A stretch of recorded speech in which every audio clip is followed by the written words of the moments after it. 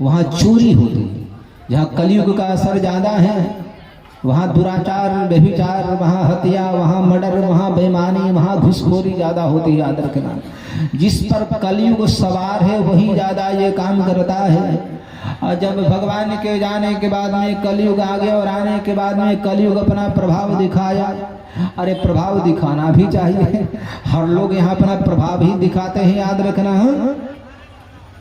तो कलयुग प्रभाव क्या दिखाया कि महाराज भारतवर्ष में आ गया, परीक्षित के राज्य में प्रवेश कर गया।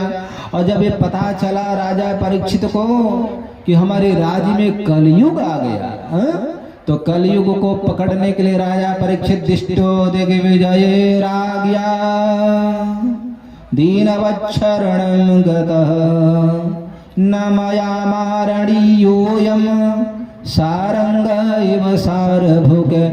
महाराज परीक्षित को जब पता चला कि हमारा राज्य में कलयुग आ गया तो बेचारे रथारूढ़ होकर के, रथ पर सवार होकर चतुरंगनी सेना लेकर के महाराज परीक्षित चले। और जब गए तो भद्रासम, केतुमालम, चुत्तरा आदि आदि देशों को पार करते हुए देखे तो एक जगह देखे कि काला काला व्यक्ति जो है एक गाय को, एक बैल को मार रहा था।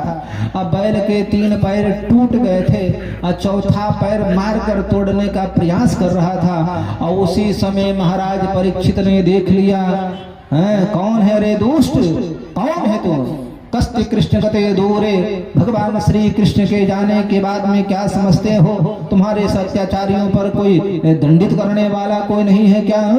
अभी मैं परीक्षित पांडव वंशी जीवित हूँ कह करके महाराज परीक्षित हाथ में खड़क में तलवार को निकाल करके हाथ में ले करके वो मारने के लिए चले महाराज।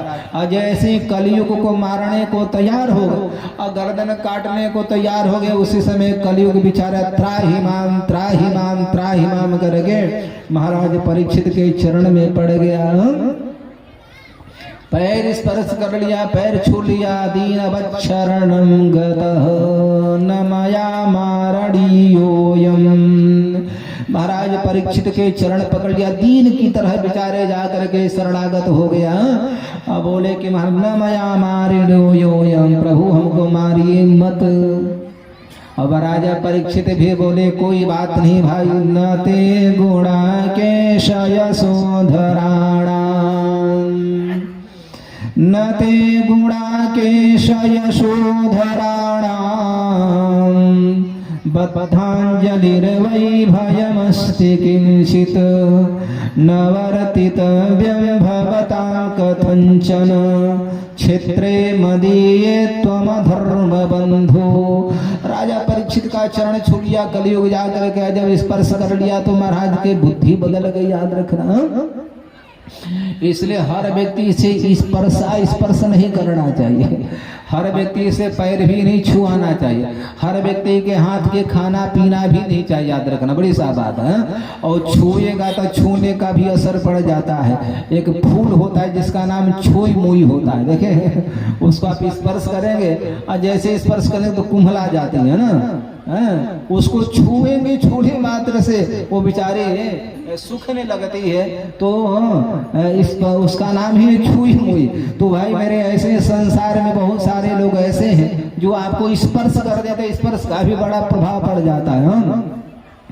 और महाराज परीक्षित के जैसे चरण का स्पर्श किया कलयुग ने, जैसे स्पर्श किया तो बोले कि नते गुणाकेशय शोधराणाम्, बद्धाञ्जलिर्वै भयमस्ति किंचित। अरे तलवार तो निकाला था मारने के लिए, लेकिन मारने के लिए जैसे परीक्षित तैयार हो त्राहिमाम करके कलयुग गिर गया। अब बोले कि प्रभु मारिए मत। जब चरण स्पर्श किया तो महाराज परीक्षित बोले कोई बात नहीं, मैं उन पांडव वंश में पांडव वंशी हूँ, अर्जुन वंशीय हूँ, जहाँ पर बद्धाञ्जलिर्वै भयमस्ति किंचित, जो एक बार भी अपना हाथ जोड़ करके शरणागत हो जाता है उसको मैं नहीं मारता हूँ। इसलिए कलयुग डरो मत, कोई बात नहीं। लेकिन तुम यहाँ पर आए कैसे? एक बात याद रखना, भारतवर्ष में आ गए और यहाँ तो यज्ञ करते हैं ऋषि लोग, हवन पूजन पाठ भजन वर्णाश्रम से लोग रहते हैं, और तुम्हारे आने के बाद सब विकृतियां आ जाएंगी। कलयुग ने कहा कि महाराज अब मेरा समय है, याद रखना, जब त्रेता द्वापर सब चले गए, सतयुग तो मेरा ही तो नंबर है। और बात है कि हम जाएं तो कहाँ जाएं, क्योंकि आप सार्वभौम राजा है, मैं जहाँ जा रहा हूँ वहीं पर आप दिखाई दे रहे, वहीं पर आपका सुशासन, वहीं शासन, वहाँ पर आपका महाराज, तो मैं जाऊँ तो कहाँ, अब आप ही के पास आया हूँ। महाराज हमको मार क्यों रहे हैं? बोले क्यों? बोले सारंगा इव सार भूक। आप सार बात को ग्रहण कर लीजिए। बोले क्या? बोले कि हमारे में जो दुर्गुण है, दुर्गुण को छोड़ दीजिए, अच्छाई को ले लीजिए। बोले क्या तुम्हारे में अच्छाई है, बताओ। हम तो परीक्षित से कलयुग ने कहा कि यह फलम नास्ति तपसा, ये कलयुग का फल है, याद रखना। हम लोग बड़े भाग्यशाली हैं कि कलयुग में जन्म लिए हैं।